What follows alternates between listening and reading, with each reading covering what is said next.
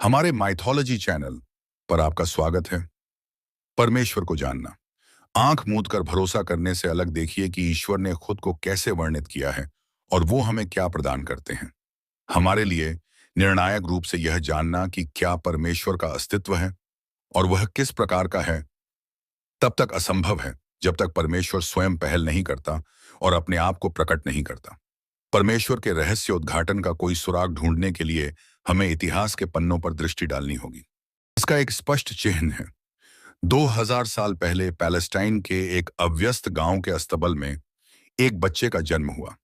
आज पूरा संसार यीशु मसीह के जन्म का उत्सव मना रहा है और सही कारण से।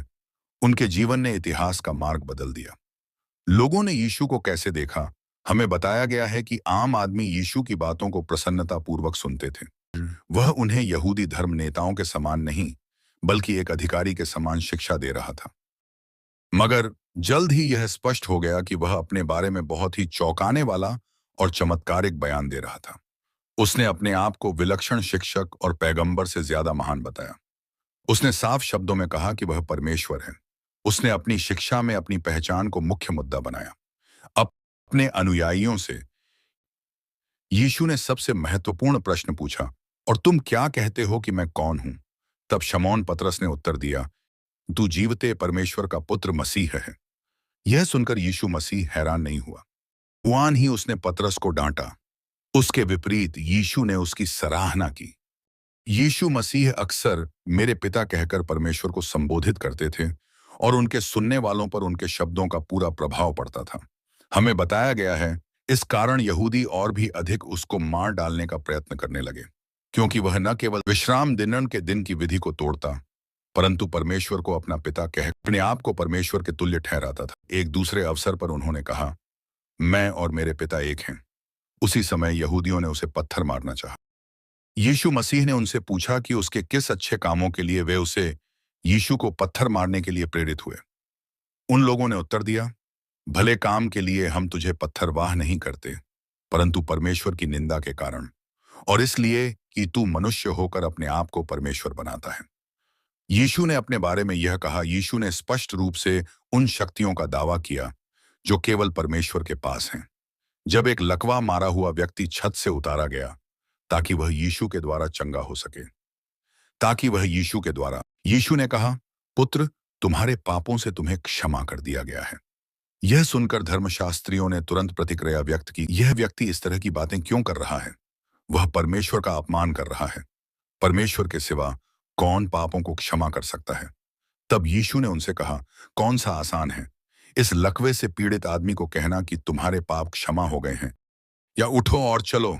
यीशु ने आगे बोला, परंतु जिससे तुम जान लो कि पाप क्षमा करने का भी अधिकार है। उसने उस लकवे के रोगी से कहा, मैं तुझसे कहता हूं, अपनी खाट उठाकर अपने घर चला जा। वह उठा और तुरंत खाट उठाकर सब के सामने से निकलकर चला गया। इस पर सब चकित हुए। यीशु ने इस तरह के बयान भी दिए, मैं इसलिए आया कि वे जीवन पाएं और बहुतायत से पाएं, और जगत की ज्योति मैं हूं।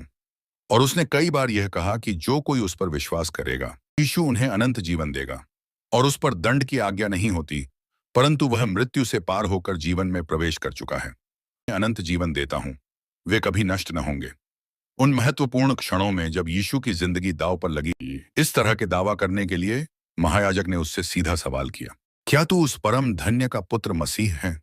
हाँ, मैं हूं, यीशु ने कहा, और तुम मनुष्य के पुत्र को सर्वशक्तिमान की दाहिनी ओर बैठे और आकाश के बादलों के साथ आते देखोगे। तब महायाजक ने अपने वस्त्र फाड़कर कहा, अब हमें गवाहों का और क्या प्रयोजन है? तुमने यह अपमानपूर्ण बातें कहते हुए इसे सुना। यीशु मसीह का परमेश्वर से संबंध इतना गहरा था कि उसने एक मनुष्य के उसके प्रति मनोभावों को और परमेश्वर के प्रति उनके बराबर बताया। अतः उसे जानना प्रभु को जानना। 10 उसे देखना प्रभु को देखना था। 52 उस पर विश्वास करना प्रभु पर विश्वास करना था। 12 उसे ग्रहण करना प्रभु को ग्रहण करना था। 13 ने उससे बैर रखना प्रभु से बैर रखना था। 14 उसका आदर करना प्रभु का आदर करना था। 15 संभावित स्पष्टीकरण प्रश्न यह है कि क्या वह सच बोल रहा था? हो सकता है कि यीशु ने झूठ बोला जब उन्होंने अपने आप को परमेश्वर कहा। हो सकता है कि वह जानते थे कि वह परमेश्वर नहीं है, और जानबूझकर उन्होंने अपने सुनने वालों को धोखा दिया ताकि अपने शिक्षण को वह एक अधिकार दे सकें। कुछ लोग ऐसा सोचते हैं, परंतु इस तर्क में एक समस्या है। जो लोग उसका दैव्य होने का इनकार करते हैं वो तक इस बात को मानते हैं कि यीशु एक महान नैतिक शिक्षक थे, लेकिन वे इस बात को समझने में असफल रहते हैं कि दोनों बयान परस्पर विरोधी हैं। यीशु मसीह महान नैतिक शिक्षक कैसे होते अगर उनकी शिक्षाओं के सबसे महत्वपूर्ण विषय, उनकी पहचान के बारे में वह जानबूझकर झूठ बोलते। दूसरी संभावना यह है कि यीशु मसीह ईमानदार थे, पर स्वयं को धोखा दे रहे थे। आजकल व्यक्ति को, जो कि यह सोचता है कि वह भगवान परमेश्वर है, एक नाम से बुलाया जाता है, मानसिक रूप से विकलांग। पर जब हम यीशु मसीह के जीवन की ओर देखते हैं, तो हमें अपसामान्यता और असंतुलन का, जो कि एक मानसिक रोगी में होता है, कोई प्रमाण नहीं मिलता, बल्कि हमें यीशु में गहरे दबाव के समय भी असीम धैर्य दिखाई देता है। एक तीसरा विकल्प यह है कि तीसरे और चौथे शताब्दियों में यीशु उत्साही अनुयायियों ने उनके कहे हुए शब्दों को बढ़ा चढ़ा के प्रस्तुत किया, और यदि यीशु उन्हें सुनते तो वह चौंक जाते, और यदि वह वापस आते तो वह तुरंत उन्हें अस्वीकार कर देते। ये सही इसलिए नहीं है क्योंकि आधुनिक पुरातत्व इस बात की पुष्टि करते हैं कि मसीह की 4 जीवनियां उन लोगों के जीवन काल में लिखी गई थीं जिन्होंने यीशु को देखा, सुना और उसके पीछे चले। इन सुसमाचार के खातों में उन विशिष्ट तथ्यों और विशेषताओं का वर्णन है जिसकी पुष्टि उन लोगों ने की है जो यीशु के प्रत्यक्ष साक्षी थे। विलियम एफ अल्ब्राइट, जो कि अमेरिका के जॉन्स हॉपकिंस विश्वविद्यालय के साथ एक विश्व प्रसिद्ध पुरातत्वविद हैं, ने कहा कि ऐसा सोचने का कोई कारण नहीं है कि किसी भी सुसमाचार को 70 एडी ईसा पश्चात के बाद लिखा गया था। मत्ती, मरकुस, लूका और यूहन्ना द्वारा सुसमाचार शुरुआत में ही लिखे जाने के कारण उसका संचलन और प्रभाव अधिक था। यीशु मसीह ना तो झूठे थे और ना ही मानसिक रूप से विकलांग, ना ही उनको ऐतिहासिक सच्चाई से परे निर्मित किया गया था। केवल एक अन्य विकल्प यह हो सकता है कि यीशु मसीह पूर्ण रूप से सच्चे थे जब उन्होंने यह कहा कि वह परमेश्वर हैं। यीशु मसीह परमेश्वर हैं, इसका क्या सबूत है? कोई भी कुछ भी दावे कर सकता है। ऐसे कई लोग हैं जिन्होंने परमेश्वर होने के दावे किए। मैं परमेश्वर होने का दावा कर सकता हूं, आप भी परमेश्वर होने का दावा कर सकते हैं। पर यदि हम ऐसा करते हैं तो इस प्रश्न का उत्तर हम सभी को देना पड़ेगा। हम अपने दावे को साबित करने के लिए क्या ठोस सबूत या प्रमाण पत्र ला सकते हैं? मेरे बारे में पूछे तो मेरे दावे का खंडन करने में आपको 5 मिनट भी नहीं लगेंगे। आपके दावे का खंडन करने में भी शायद इससे ज्यादा समय न लगे। पर बात जब नासरत के यीशु मसीह की आती है, तब उनके दावे का खंडन करना इतना आसान नहीं है।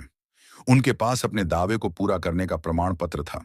उन्होंने कहा, तो चाहे तुम मेरा विश्वास न भी करो, परंतु उन कामों का तो विश्वास करो, ताकि तुम जानो और समझो कि पिता मुझ में है और मैं पिता में हूं। सोलिन। यीशु के जीवन की गुणवत्ता, उनका अद्वितीय नैतिक चरित्र, उनका अद्वितीय नैतिक चरित्र उनके दावे से मेल खाता हुआ था। उनकी जीवन शैली इस तरह की थी कि वह अपने शत्रुओं को अपने प्रश्नों द्वारा चुनौती दे सकते थे। तुम में से कौन मुझे पापी ठहरा सकता है? 17। उन्हें चुप्पी मिली, कोई कुछ ना बोल सका। जबकि उन्होंने उनको संबोधित किया जिन्होंने उनके चरित्र में दोष ढूंढने की चेष्टा की थी। हम पढ़ते हैं कि यीशु मसीह को शैतान द्वारा प्रलोभित किया गया, पर हमने कभी भी उनसे कोई पाप करने की स्वीकारोक्ति नहीं सुनी। उन्होंने कभी भी क्षमा याचना नहीं की, हालांकि उन्होंने अपने अनुयायियों से ऐसा करने को कहा। यीशु में कोई भी नैतिक विफलता ना होने की भावना आश्चर्यजनक है, विशेषतः जब हम यह देखते हैं कि वह उन अनुभवों के बिल्कुल विपरीत है जो संतों और मनीषियों ने पूर्णतया उम्र भर अनुभव किए। नर और नारी जितना परमेश्वर के समीप जाते हैं, उतना ही ज्यादा वे अपनी विफलता, असफलता, भ्रष्टाचार और कमियों से अभिभूत होते हैं। एक चमकते हुए प्रकाश के निकट जितना कोई जाए, उसे अपने को स्वच्छ करने की आवश्यकता का अधिक एहसास होता है। साधारण मनुष्यों के लिए नैतिक क्षेत्र में यह सत्य है। यह भी उल्लेखनीय है कि यूहन्ना, पौलुस और पतरस, जिनको बचपन से ही पाप की सार्वभौमता पर विश्वास करने का प्रशिक्षण मिला था, उन सभी ने यीशु मसीह के पाप रहित होने की चर्चा की। न तो उसने पाप किया और न उसके मुंह से छल की कोई बात निकली। पिलातुस ने भी, जिसने यीशु मसीह को मृत्युदंड सुनाया, ये पूछा, इसने ऐसा क्या पाप किया है? भीड़ की बात सुनने के बाद पिलातुस ने यह निष्कर्ष निकाला, मैं इस धर्मी के लहू से निर्दोष हूं, तुम लोग जानो। भीड़ निर्दयता पूर्वक यीशु को क्रूस पर चढ़ाने की मांग करती रही, परमेश्वर निंदा के लिए, परमेश्वर होने का दावा करने के लिए। रोमी सेना नायक, जिसने यीशु को क्रूस पर चढ़ाने में हाथ बटाया था, कहा, सचमुच यह परमेश्वर का पुत्र था। यीशु मसीह ने बीमारों को चंगा किया। यीशु ने निरंतर अपनी शक्ति, सामर्थ और करुणा का प्रदर्शन किया। उन्होंने लंगड़ों को चलाया, गूंगों से बुलवाया और अंधों को दिखाया और अनेक रोगियों को छांगई दी। उदाहरण स्वरूप, एक भिखारी जो जन्म से अंधा था और जिसको सब पहचानते थे, आराधनालय के बाहर बैठता था। यीशु मसीह से चंगाई पाने के बाद धार्मिक अधिकारियों ने भिखारी से यीशु के बारे में पूछताछ की। तब उसने कहा, एक चीज मैं जानता हूं, मैं अंधा था, पर अब मैं देख सकता हूं, उसने ऐलान किया। उसे आश्चर्य हो रहा था कि इन धर्म के प्राधिकारियों ने इस आरोग्य करने वाले को परमेश्वर के पुत्र के रूप में कैसे नहीं पहचाना। जगत के आरंभ से यह कभी सुनने में नहीं आया कि किसी ने जन्म के अंधे की आंखें खोली हों, उसने कहा। 20 उसके लिए यह प्रमाण स्पष्ट था। प्रकृति को नियंत्रित करने की उनकी क्षमता, यीशु मसीह ने प्रकृति पर एक अलौकिक शक्ति का प्रदर्शन किया। केवल शब्दों द्वारा उन्होंने गलील के समुद्र पर तेज हवाओं और लहरों वाले तूफान को शांत किया।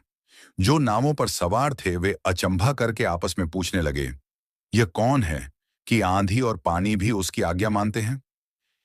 एक विवाह में उन्होंने पानी को दाखरस में बदल दिया।